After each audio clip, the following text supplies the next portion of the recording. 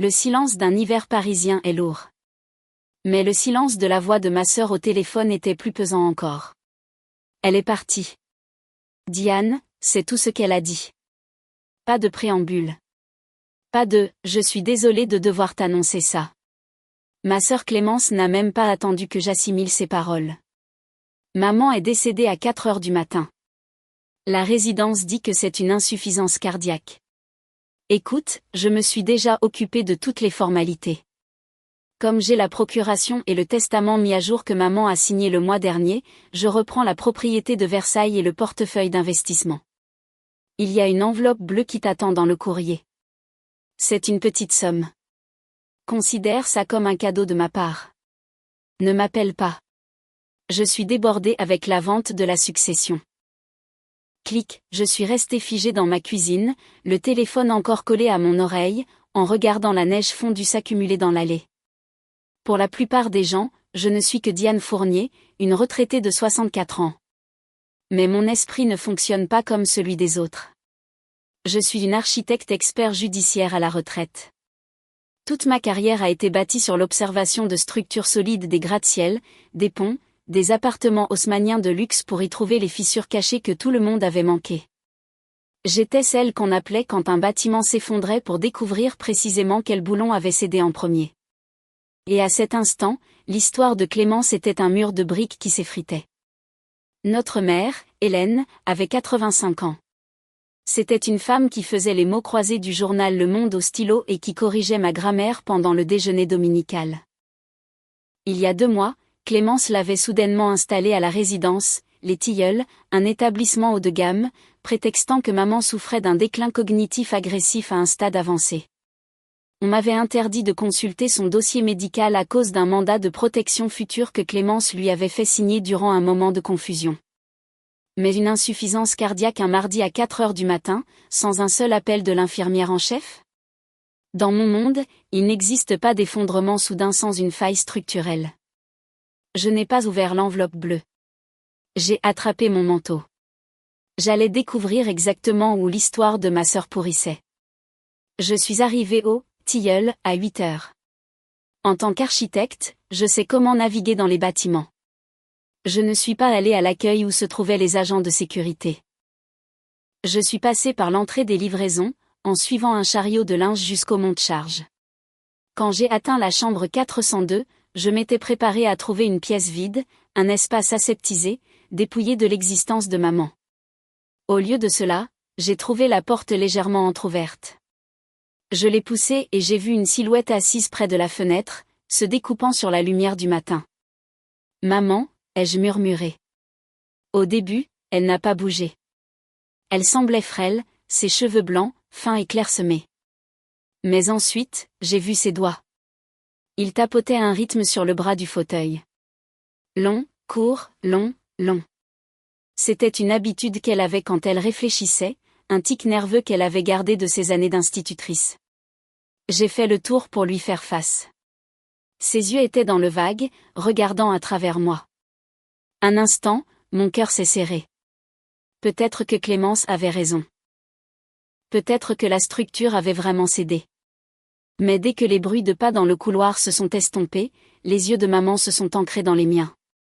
Ils étaient aussi vifs qu'un laser. Diane, a-t-elle sifflé? Vérifie le thé. J'ai regardé la table de chevet. Une tasse de camomille y reposait, froide. J'ai sorti un petit flacon d'échantillon de mon sac à main, une habitude de l'époque où je testais le béton et le sol. Qu'est-ce qu'il y a dedans, maman? Des vitamines, comme les appelle Clémence, a murmuré maman. Elles rendent le monde gris. Elles m'endorment. Je les crache dans la plante artificielle depuis 3 jours. Elle revient aujourd'hui avec un homme en costume, un notaire. Elle veut me faire signer l'acte de propriété du terrain en Normandie. Elle m'a dit que tu étais morte, maman. Elle organise tes funérailles pour vendredi. La mâchoire de maman s'est durcie comme de l'acier. Alors nous ferions mieux de nous assurer que ce soit un spectacle qu'ils n'oublieront jamais. Je ne pouvais pas simplement la faire sortir. Clémence détenait la procuration. Si je déplaçais maman, Clémence appellerait la police et me ferait arrêter pour enlèvement de personnes vulnérables. Je devais construire un plan plus solide que le sien. J'ai passé les 48 heures suivantes à travailler comme si j'étais de retour sur un projet à haute pression. J'ai appelé Marc, un enquêteur numérique avec qui j'avais travaillé sur des cas de fraude à l'assurance. Marc, j'ai besoin d'une enquête approfondie sur la société immobilière de Clémence. Vérifie le ratio d'endettement. Cherche des transferts offshore. 6 heures plus tard, Marc a rappelé.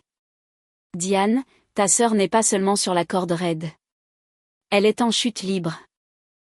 Elle a contracté un prêt-relais colossal pour un projet immobilier de luxe sur les bords de Seine qui est bloqué par des permis environnementaux.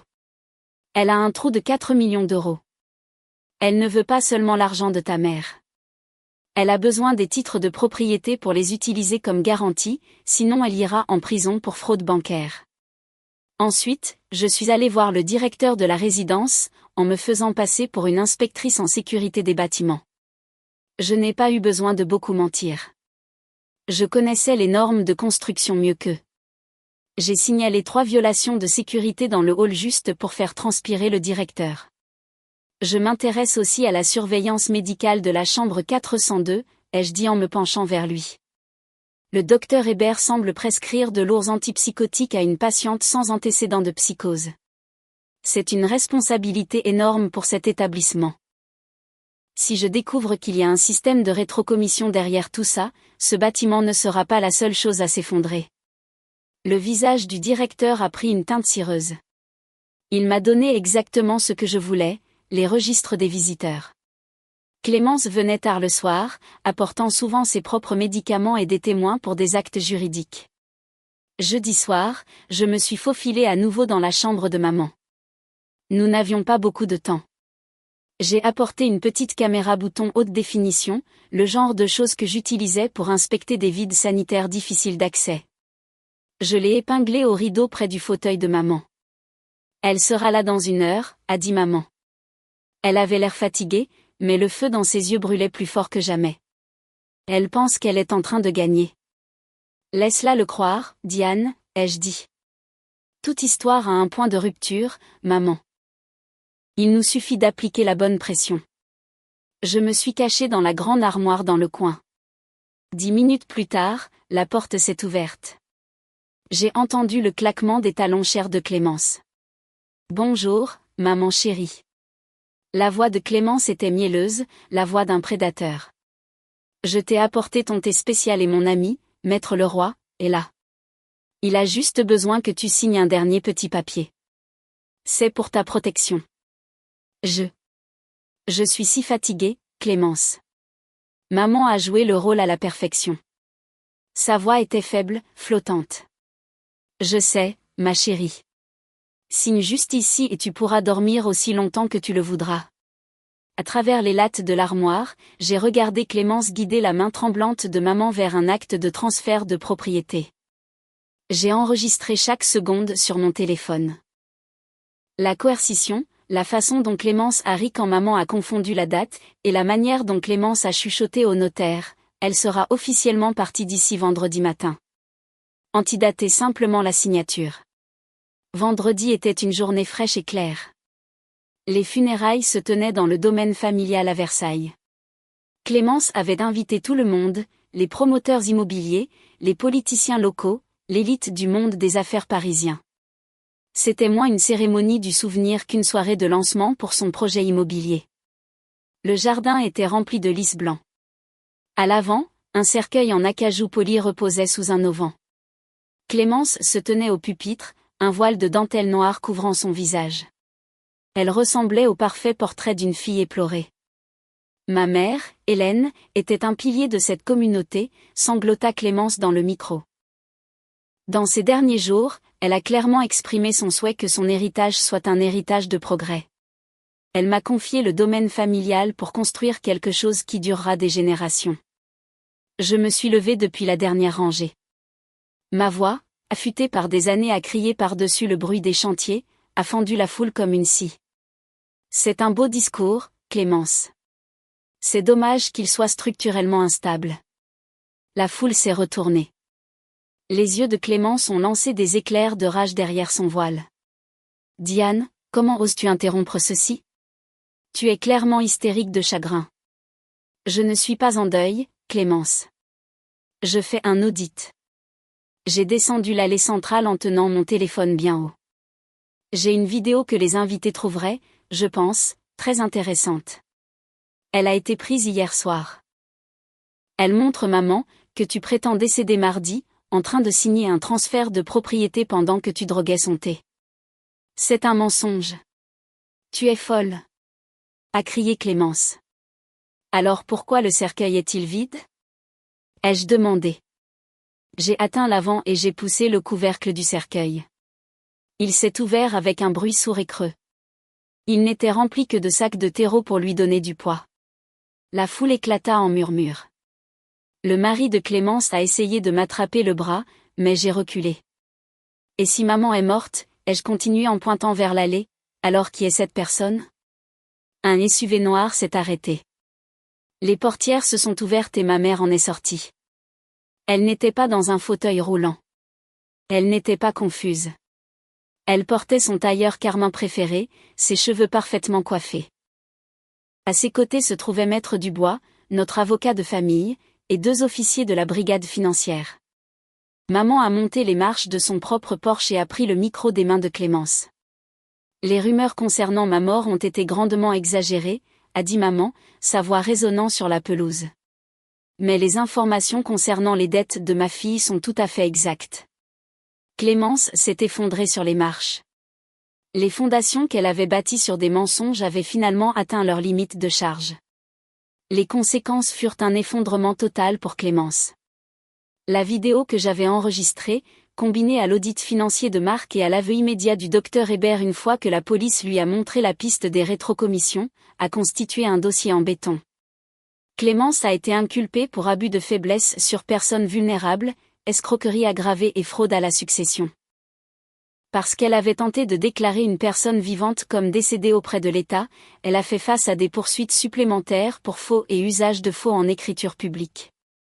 Elle a perdu sa licence professionnelle, son entreprise et sa réputation. Maman n'est pas retournée au tilleul. Nous avons renvoyé tout le personnel que Clémence avait soudoyé et avons réinstallé maman dans la maison de Versailles avec une équipe d'infirmières en qui nous avions vraiment confiance. Un mois plus tard, maman et moi étions assises sur la terrasse arrière, regardant le coucher du soleil. Tu sais, Diane, a dit maman en sirotant un thé que j'avais préparé moi-même. Je me suis toujours demandé si je ne t'avais pas élevée pour être trop clinique, trop concentrée sur les boulons et les poutres. Et maintenant, a-t-elle souri en me serrant la main, maintenant je réalise que l'amour aussi a besoin d'une structure. Tu as su regarder au-delà de la surface. Tu as vu les fissures avant que le toit ne s'effondre. Je suis une architecte, maman. Je sais qu'une maison peut être reconstruite, mais les fondations doivent être saines. Nous sommes restés assis en silence, à regarder les étoiles apparaître au-dessus de la ville. Le domaine familial était toujours debout, non pas comme une tour de luxe, mais comme un foyer. Clémence a choisi un solde bancaire plutôt que la vie d'une mère, oubliant qu'un héritage bâti sur la trahison n'a aucune fondation. Mais ce n'est pas seulement mon histoire. C'est un avertissement. L'abus envers les personnes âgées prospère dans le silence. Et parfois, les personnes en qui nous avons le plus confiance sont celles qui retirent les briques des murs. Maintenant, je veux vous entendre. Avez-vous déjà été témoin d'une Clémence dans votre propre famille ou eu une intuition qui a sauvé un être cher d'une mauvaise situation? Partagez votre histoire dans les commentaires ci-dessous. Si l'histoire de Diane vous a touché, appuyez sur le bouton « J'aime » et abonnez-vous pour plus d'histoires de justice et de vérité. Ne laissez pas les fissures passer inaperçues. Prenez des nouvelles de vos proches aujourd'hui.